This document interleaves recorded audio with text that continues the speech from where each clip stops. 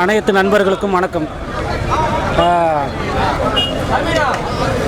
மத்திய அரசால் கொண்டு வந்த வக்ஃப் சட்ட மசோதா இங்கே இருக்க இஸ்லாமியர்களும் சரி, இந்தியர்களும் சரி, யாருக்கும் அந்த சட்ட மசோதா ஒத்துக்கொள்ளவில்லை. அடுத்தபடியாக எதுக்கு நம்மளுக்கு இப்போ அந்த சட்ட மசோதா தேவையா? 1000 பிரச்சனைகள் நம்ம தமிழ்நாட்டில் இருக்குது, இந்தியாவில் இருக்குது. இந்த சட்ட மசோதா எதுக்கு திடீர்னு கொண்டு வர காரணம் என்ன? அந்த சொத்துக்களை பராமரிக்க மத்திய அரசு ஒரு அமெண்ட்மெண்ட்டை கொண்டு வந்து அதுக்கு அவங்களே ஒரு குழுவை நியமித்து அவங்களே ஒரு ஆட்களை போட்டு குழுவில் இருக்கிற அவங்களே ஒரு 5-6 பேரை போட்டுட்டு அவங்களே இந்த சொத்து பராமரித்தா ஒன்றும் கிடையாது.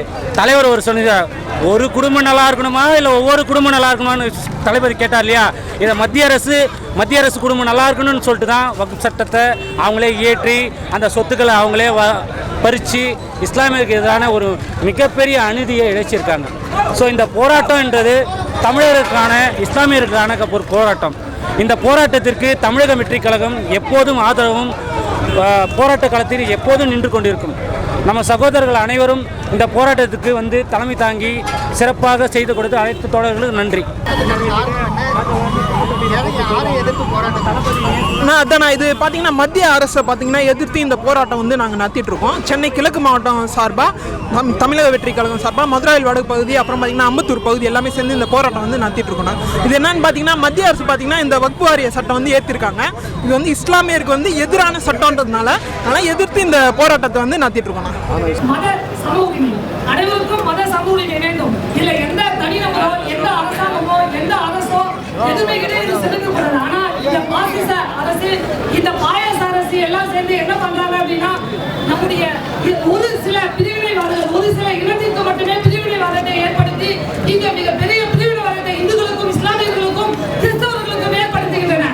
2026 தளபதி விஜய் அவர்கள் கண்டிப்பாக வருவார், இந்த பிரிவினைவாதத்தை ஒழிப்பார் என்று நான் தக்க பதிலடி கொடுக்கிறேன். இங்கே கூட்டியிருக்கிறோம்.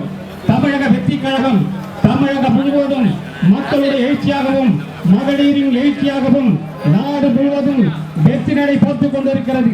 அந்த வெற்றி நடையில் ஒன்றுதான் இந்த அம்பத்தூர் பத்தாண்டு எஸ்டேட் பக்கத்தில் நாம் இங்கே கூடிக்கொண்டிருக்கின்றோம்.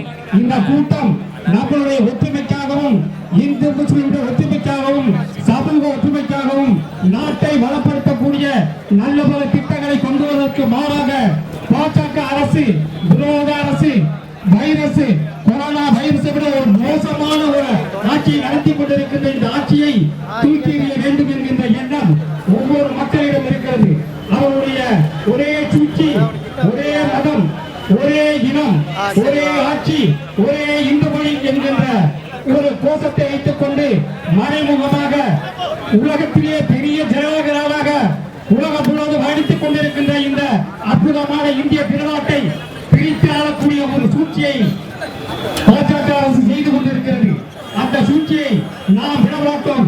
தமிழர்களாகிய நாம் ஒவ்வொருவரும் எழுச்சி கொண்டு அந்த சூழ்ச்சியை நாங்கள் முறியடிப்போம் என்பதை இந்த வீர நடை கொண்டு, இந்த வீர எழுச்சியில் இந்த சிறிய கூட்டமாக இருந்தாலும் தமிழகம் முழுவதும் இருக்கின்ற ஒவ்வொரு நெஞ்சங்களிலும் வாழ்ந்து கொண்டிருக்கின்ற எங்களுடைய இளைய தமிழ் புரட்சி கலைஞர் வருங்கால முதல்வர் விஜய் அவர்களுடைய ஆதரவோடு, அவர்களுடைய அறிவுறுத்தலோடு நாம் இங்கே ஒன்று கொண்டிருக்கின்றோம்.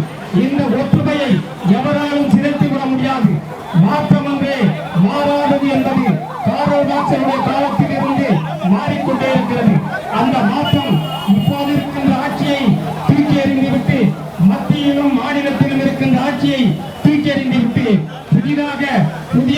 உற்சவமாக புதிய அன்பாகவும் புதிய அரவணைப்பாகவும் மக்களை ஒன்று சேர்க்கக்கூடிய இந்த நன்னாளிலே பிரிவினையை தூண்டக்கூடிய மத்திய அரசுடைய சூழ்ச்சிகளை எடுத்தறிவோம், வெற்றி பெறுவோம். நமது வெற்றி நிச்சயமாக்கப்பட்டது. வருங்கால முதல்வராகிய தளபதி அவர்களை வாழ்த்தி வணங்கி இந்த எழுச்சி இன்னும் நடைபெறும் என்பதை நன்றோடு தெரிவிக்கிறோம். வாழ்க தமிழக வெற்றி கழகம், வாழ்க தமிழக வெற்றி கழகம். வெற்றி பெறுவோம்.